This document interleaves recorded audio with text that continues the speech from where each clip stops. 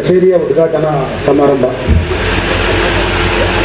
ಇದು ಮುಖ್ಯವಾಗಿ ಅಧಿಕಾರಿಗಳು ತಮ್ಮ ಕಾರ್ಯವ್ಯಾಪ್ತಿ ಮತ್ತು ಅವರ ಕೆಲಸಗಳ ಅಂದರೆ ಅವರಿಗೆ ಸಂಬಂಧಪಟ್ಟಿದ್ದ ಜಾಸ್ತಿ ಇರುತ್ತೆ. ಆದರೆ ನನ್ನ ವಿಚಾರದಲ್ಲಿ ಕಕ್ಷಿದಾರರಿಗೆ, ನ್ಯಾಯವಾದಿಗಳಿಗೆ ಒಂದು ಸರಳ ರೀತಿಯಲ್ಲಿ ಅಂದರೆ ಅವರು ದೂರದ ಗುಲ್ಬರ್ಗ ಮಟ್ಟಕ್ಕೆ ಅವರವರ ಕಷ್ಟಗಳು, ಈ ಪ್ರಯಾಣ ಮತ್ತು ಅಲ್ಲಿ ತಂಗುವಿಕೆ ಇದನ್ನು ತಪ್ಪಿಸಿದ್ದು ಅಂದರೆ ಗ್ರಾಹಕರಿಗೆ, ಕಕ್ಷಿದಾರರಿಗೆ ಮತ್ತು ಇಲ್ಲಿಯ ನ್ಯಾಯವಾದಿಗಳಿಗೆ ಒಂದು ಉತ್ತಮ ಕೆಲಸ ಇದೆ ಅಂತ ನಾನು ಭಾವಿಸ್ತಾ ಇದ್ದೇನೆ.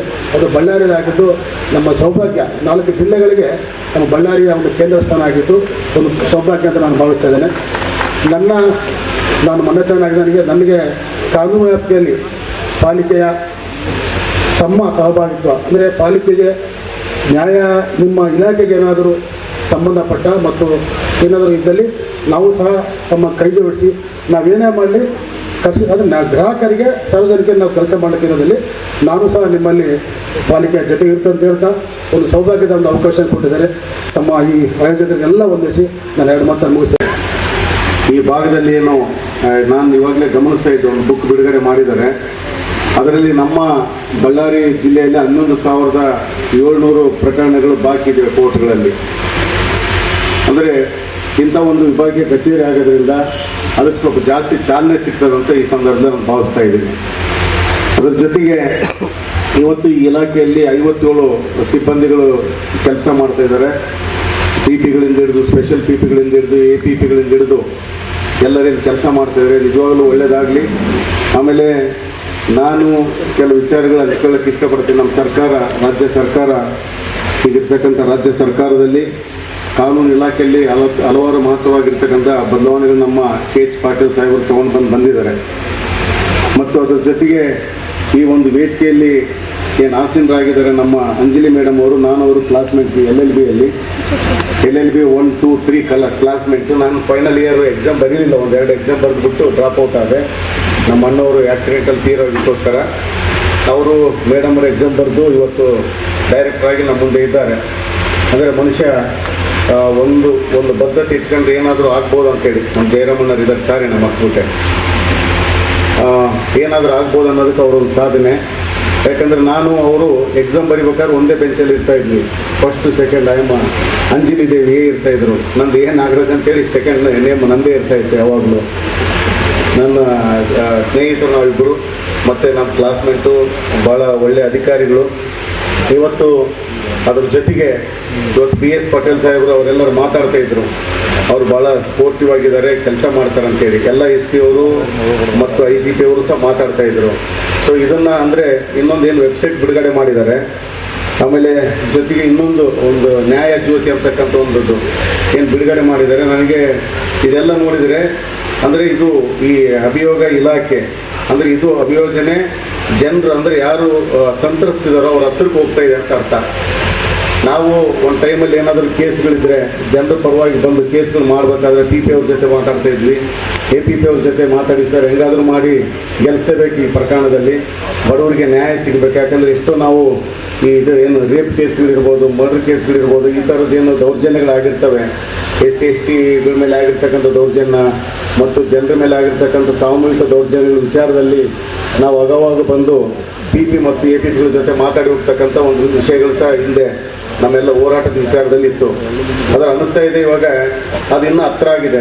ಆಮೇಲೆ ಎಲ್ಲಾದರೂ ನಾವು ಓಪನ್ ಮಾಡಿ ನೋಡ್ಕೋಬೋದು ಎಷ್ಟು ಪ್ರಕರಣಗಳಿದ್ದಾವೆ, ಏನು ಬಾಕಿ ಇದೆ, ಯಾವ ಹಂತದಲ್ಲಿ ಪ್ರಕರಣ ಇದೆ ಅಂತಕ್ಕಂಥದ್ದು ಸಹ ನಮಗೆ ಗೊತ್ತಾಗುತ್ತೆ.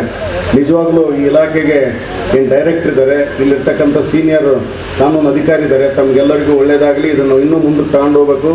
ಏನು ಅಭಿಯೋಜನೆ ಏನು ಮಾಡ್ತಾಯಿದ್ರಿ, ಅಭಿಯಾನ ಏನು ಮಾಡ್ತಾಯಿದ್ರಿ, ಅದು ಜನರಿಗೆ ಹತ್ರ ಹೋಗ್ಬೇಕು. ಜಾಸ್ತಿ ಪಾಂಪ್ಲೆಂಟ್ ಮಾಡಿಸಿ ಎಲ್ಲರಿಗೆ ತಿಳಿಸಿದರೆ, ಎಲ್ಲ ಇಲಾಖೆಗಳಿಗೆ, ಎಲ್ಲ ಸಾರ್ವಜನಿಕ ವಲಯದಲ್ಲಿ ಅದು ಗೊತ್ತಾದರೆ ಇನ್ನಿಷ್ಟು ನಮ್ಮ ಇಲಾಖೆ ಜನರ ಹತ್ರಕ್ಕೆ ಹೋಗುತ್ತೆ. ಈಗ ಹೆಂಗೆ ಪೊಲೀಸ್ ಇಲಾಖೆ ಜನಸ್ನೇಹಿಯಾಗಿ ಕೆಲಸ ಮಾಡ್ತಿದ್ದೆ, ರಾಜ್ಯದಲ್ಲಿ ಜನಸ್ನೇಹಿಯಾಗಿ ಕೆಲಸ ಮಾಡ್ತಿದ್ದೆ. ಒಂದು ಟೈಮಲ್ಲಿ ನಾನು 80ರ ದಶಕದಲ್ಲಿ ಮಾತಾಡೋದಾಯ್ತಂದರೆ ಪೊಲೀಸ್ ಇಲಾಖೆ ಅಂದರೆ ಭಾಳ ದೂರ ಇತ್ತು, ಜನರು ಮತ್ತು ಅವ್ರ ಮಧ್ಯದಲ್ಲಿ ದೊಡ್ಡ ಗ್ಯಾಪ್ ಇತ್ತು. ಆದರೆ ಇವತ್ತು ಪ್ರಸ್ತುತ ಪರಿಸ್ಥಿತಿಯಲ್ಲಿ ಜನರು ಮತ್ತು ಪಬ್ಲಿಕ್ ಮತ್ತು ಪೊಲೀಸ್ ಇಲಾಖೆ ಭಾಳ ಹತ್ರ ಬಂದಿದ್ದಾರೆ. ಅಂದರೆ ಅವ್ರಿಗೆ ಗೊತ್ತಾಗ್ತಿದೆ ಏನಾಗ್ತಿದೆ ಅಂತೇಳಿ, ಏನು ನಡೀತಿದೆ ಅಂತ ಪ್ರತಿದಿನ. ನಿನ್ನೆ ರಾತ್ರಿ ನಾನು ಮೇಡಮ್ ಅವ್ರಿಗೆ ಒಂದು ಕಾಲ್ ಮಾಡಿದ್ದೆ, ರಾತ್ರಿ ಬಹುತೇಕ 10 ಅನ್ಕೊಳ್ತೀನಿ. ಮೇಡಮ್ ಈ ಥರ ಒಂದು ಹುಡುಗಿ ಕಾಣೆ ಆಗಿದ್ದಾಳೆ, ಸ್ವಲ್ಪ ಅದ್ರ ಬಗ್ಗೆ ತಾವು ಇಲಾಖೆಗೆ ಹೇಳಿ ಅಂತೇಳಿ. ಮೇಡಮ್ ರಾತ್ರಿ 12 ಗಂಟೆಗೆ ಅದು ಟ್ರೇಸ್ ಔಟ್ ಮಾಡಿಬಿಟ್ಟು ಇವತ್ತಾಗಲೇ ಬೆಳಗ್ಗೆ ಬಂದಿದ್ದಾರೆ. ಅಂದರೆ ಇಷ್ಟೊಂದು ಸ್ಪೋರ್ಟಿವ್ ಆಗಿ ಕೆಲಸ ಮಾಡಬೇಕು.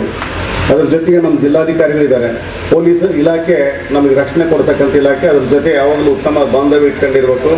ಅದ್ರ ಜೊತೆ ಯಾರು ಏನು ಹೇಳ್ತಾರೆ ಅಂತೇಳಿ ನನಗೆ ಬಂದು ರಾತ್ರಿ ಭಾಳಷ್ಟು ಜನರು ಬಂದಿದ್ರು ನನ್ನ ಮನೆಗೆ, ಆಫೀಸ್ಗೆ ಬಂದು 9:30 ಬಂದು ಹೇಳ್ತಾ ಇದ್ರು, ಇದು ಮಾಡಿಲ್ಲ ಅದು ಮಾಡಿಲ್ಲ. ನಾನು ಹೇಳಿದೆ, ಆ ಮಹಿಳಾ ಸ್ಟೇಷನ್ ಪಾಪ ಒಂದು ದಿವಸಕ್ಕೆ 100 ಕೇಸ್ ಬರ್ತವೆ. ಪ್ರತಿದಿನ ಅವ್ರದ್ದು ಪಂಚಾಯತಿ ಮಾಡೋಕ್ಕಾಗ್ತದೆ. ಅಲ್ಲಿ ಎಲ್ಲರಿಗೂ ಕೇಸ್ ಮಾಡ್ಕೊಂಡು ಹೋದ್ರೆ ಏನು ಉಳಿಯೋದಿಲ್ಲ. ಕೆಲವು ವಿಷಯಗಳನ್ನ ಅಲ್ಲೇ ಸಾಲ್ವ್ ಮಾಡಬೇಕು, ಅಲ್ಲೇ ಪರಿಹಾರ ಮಾಡಬೇಕು. ಎಲ್ಲದೂ ಕೇಸ್ ಮಾಡ್ಕೊಂಡು ಇಲ್ಲಿ ಕಳಿಸಿದ್ರೆ 2,000 11,000 ಇದ್ರೆ 50,000 ಕೇಸ್ ಆಗ್ತವೆ, ಪ್ರಕರಣಗಳಾಗ್ತವೆ. ಅಂದರೆ ಸಾಧ್ಯವಾದಷ್ಟು ಅಲ್ಲಿನೇ ಕ್ಲಿಯರ್ ಮಾಡೋಂಥ ಕೆಲಸಗಳು ಆಗಬೇಕು. ಅದ್ರ ಜೊತೆಗೆ ನಾನು ನಮ್ಮ DC ಸಾಹೇಬರು ಬಂದಿದ್ದಾರೆ, ಅವ್ರಿಗೆ ಆಗಲೇ ಕುತ್ಕೊಂಡು ಮಾತಾಡ್ಬೇಕಾದ್ರೆ ರಿಕ್ವೆಸ್ಟ್ ಮಾಡ್ಕೊಂಡೆ, ಸರ್ ನಮ್ಮ ಜಿಲ್ಲೆಯಲ್ಲಿ ಈ ಸಂಡೂರು ಅಂತ ಪ್ರದೇಶ ಇನ್ನು ಹ್ಯಾಮ್ಲೆಟೆಡ್ ವಿಲೇಜಸ್ ಇದ್ದಾವೆ, ಅಲ್ಲಿ ಇನ್ನೂ ಭಾಳಷ್ಟು ಸರ್ವೆಗಳಾಗಿಲ್ಲ. ಆಮೇಲೆ ಭಾಳಷ್ಟು 53 ಮತ್ತು 54 ಏನು ಅರ್ಜಿಗಳು ಹಾಕ್ಕೊಂಡಿದ್ದಾರೆ, ಇವೆಲ್ಲವೂ ಹಂಗೆ ಪೆಂಡಿಂಗ್ ಇದಾವೆ ಸರ್. ತಾವು ಸ್ವಲ್ಪ ಇವ್ರ ಜೊತೆ ಮಾತಾಡಿ, ನಮ್ಮ MLA ಜೊತೆ ಮಾತಾಡಿ ಕೋಆರ್ಡಿನೇಟ್ ಮಾಡಿ ಸ್ವಲ್ಪ ಪ್ರಕರಣಗಳು ಜಾಸ್ತಿ ಮಾಡೋದ್ರಿಂದ ಜನರಿಗೆ ಭೂಮಿ ಸಿಗುತ್ತೆ. ಭೂಮಿ ಹಕ್ಕು ಅವ್ರು ಇರ್ತಾರೆ ಪಾಪ, ಅವರು ಪಾಣಿಯಲ್ಲಿರೋದಿಲ್ಲ, ಅವರು ಅನುಭವಿಸ್ತಾ ಇರ್ತಾರೆ. ಅವ್ರಿಗೆ ಹಕ್ಕು ಸಿಗಬೇಕು. ಹಕ್ಕು ಸಿಕ್ಕಾಗ ಮಾತ್ರ ಅವ್ರು ಅದನ್ನು ತೊಗೊಂಡು ಅದನ್ನೇನಾದರೂ ಒಂದು ಗಂಗಾ ಕಲ್ಯಾಣ ಸ್ಕೀಮ್ ಹಾಕ್ಕೊಂಡು ಬೋರ್ವೆಲ್ ಮಾಡ್ಕೊಂಡು ಅಥವಾ ಏನಾದರೂ ಲೋನ್ಗೇನು ತೊಗೊಂಡು ಏನಾದರೂ ಮಾಡಲಿಕ್ಕೆ ರೈತರಿಗೆ ಅನುಕೂಲ ಆಗುತ್ತೆ ಅನ್ನೋ ಉದ್ದೇಶದಿಂದ ಸಾಹೇಬ್ರ ಜೊತೆ ಮಾತಾಡ್ಬೇಕು. ಅವ್ರು ಹೇಳಿದರು, ನಾನು ಆ ನಿಟ್ಟಿನಲ್ಲಿ ಈಗಾಗಲೇ ಒಂದು ಸರಣಿ ಸಭೆಗಳು ಮಾಡ್ತಾಯಿದ್ದೀನಿ. ಖಂಡಿತ ಅದನ್ನು ನಾನು ಹೋಗೋದ್ರೊಳಗಡೆ ಆ ಒಂದು ಕೆಲಸವನ್ನು ಮಾಡಿ ಒಂದು 90% ರೀಚ್ ಮಾಡ್ತಕ್ಕಂಥ ಕೆಲಸ ಮಾಡ್ತೀನಿ ಅಂತಕ್ಕಂಥ ಮಾತನ್ನು ಭರವಸೆ ಕೊಟ್ಟಿದ್ದಾರೆ. ಅವ್ರಿಗೆ ಈ ಸಂದರ್ಭದಲ್ಲಿ ತಮ್ಮ ಮುಖಾಂತರ ನಾನು ಅಭಿನಂದನೆ ಸಲ್ಲಿಸಲಿಕ್ಕೆ ಇಷ್ಟಪಡ್ತೇನೆ. ಇದನ್ನು ಹೊಸ ಬಿಲ್ಡಿಂಗ್ ಏನಂತ ಅನಿಸ್ತಾ ಇದೆ. ಆ ರೀತಿ ಅದನ್ನು ಆ ಬಿಲ್ಡಿಂಗ್ ಅನ್ನು ಮಾಡಿಸಿದ್ದಾರೆ. ಅದೇ ರೀತಿ ಈ ಕಾರ್ಯಕ್ರಮವನ್ನು ಆಯೋಜಿಸಿದ್ದಾರೆ. ಅವರಿಗೆ ಮತ್ತೊಮ್ಮೆ, ಅವ್ರಿಗೂ ಅವರ ಟೀಮ್ಗೆ ಮತ್ತೊಮ್ಮೆ ವಂದಿಸುತ್ತೇನೆ. Thank you sir, thank you, keep it up. ಇಲ್ಲಿ ಮತ್ತೊಬ್ಬರನ್ನು ನಾನು ನೆನೆಸಬೇಕು. ಈಗ ವೇದಿಕೆಯಲ್ಲಿರುವಂತಹ ಅಂಜಲಿ ದೇವಿಯವರು ನನಗಂತ ವೃತ್ತಿಯಲ್ಲಿ ಚಿಕ್ಕವರು, ನಾನು ಬಂದ ಮೇಲೆ ಬಂದಂಥವ್ರು. ಅವರು ನನ್ನ ಮುಂದೆ ವಕಾಲತ್ತನ್ನು ಸ್ಟಾರ್ಟ್ ಮಾಡಿ APP ಆಗಿ PP ಆಗಿ ಇವತ್ತು ರಾಜ್ಯದ ವರಿಷ್ಠ ಅಧಿಕಾರಿಯಾಗಿದ್ದಾರೆ. ನಾವೆಲ್ಲರೂ ಬಳ್ಳಾರಿ ಪುತ್ರಿ ಅಂತೇಳಿ ಹೆಮ್ಮೆ ಪಡ್ಬೇಕು. ಮೇಡಮ್, ನಿಮ್ಮನ್ನು ಯಾಕಂತಂದರೆ ಆ ಮಟ್ಟಕ್ಕೆ ನೀವು ಹೇಳಿದ್ರೆ ನಮ್ಮ ಮುಂದೆ, ನಮ್ಮ ಕಣ್ಮುಂದೆ ಆಗಿದ್ದಿಲ್ಲ ನೋಡಿ.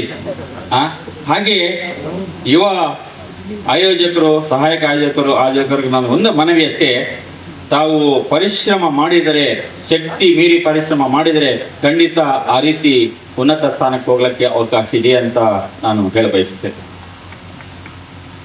ಪ್ರಾಕ್ಟೀಸ್ ಮೇಕ್ಸ್ ಮ್ಯಾನ್ ಪರ್ಫೆಕ್ಟ್, ಇದು ಸತ್ಯ. ಅದೇ ರೀತಿ ಇನ್ನೊಂದು ಸಣ್ಣ ಮನವಿ ಮಹಾ ಪೌರರಲ್ಲಿ, ಇದು ಮೊದಲು ಬಿಲ್ಡಿಂಗ್ ಕಂಪ್ಲೀಟ್ ಕಾಂಪೌಂಡ್ ಎಲ್ಲ ಜುಡಿಷಿಯರಿಯಲ್ಲಿತ್ತು. ಈಗ ಹಸ್ತಾಂತರಗೊಂಡು ಸರ್ಕಾರಕ್ಕೆ ಹಸ್ತಾಂತರಗೊಂಡಿದೆ. Am I correct sir? ಒಂದು law college, government law college proposal ಇದೆ ಅಂತೇಳಿ ನಾನು ಹೈಕೋರ್ಟಿಗೆ ಹೋದಾಗ ಅಡ್ಮಿನಿಸ್ಟ್ರೇಟಿವ್ ಬ್ರಾಂಚಲ್ಲಿ ತಿಳ್ಕೊಂಡಿತ್ತು. ಅದು ಮುಂದಿನ ವರ್ಷದಿಂದ ಆರಂಭ ಆಗ್ಬೋದು ಅಂತ, ಆಗ್ತದೆ ಅಂತ ಮಾಹಿತಿ ನನಗೆ ಅಲ್ಲಿ ಗೊತ್ತಾಯಿತು. ಅದೇನೇ ಇರಲಿ, ಈಗ ಪಾಟೀಲ್ ಸರ್ ಏನಾದರೆ ನಾನು ಕೇಳಿದೆ, ಸರ್ ಎಷ್ಟು ಎಲ್ಲ ಕಾಂಪೌಂಡ್ ಎಲ್ಲ ಕ್ಲೀನ್ ಮಾಡಿಸ್ತಾ ಇದ್ದೀರಾ ಅಂತಂದ್ರೆ, ಇಲ್ರಿ ನಂದು ಏನು ಬೇಕೋ ಅಷ್ಟೇ ಮಾಡಿಸ್ಕೊತಾ ಇದ್ದೀನಿ ಅಂತಂದ್ರು.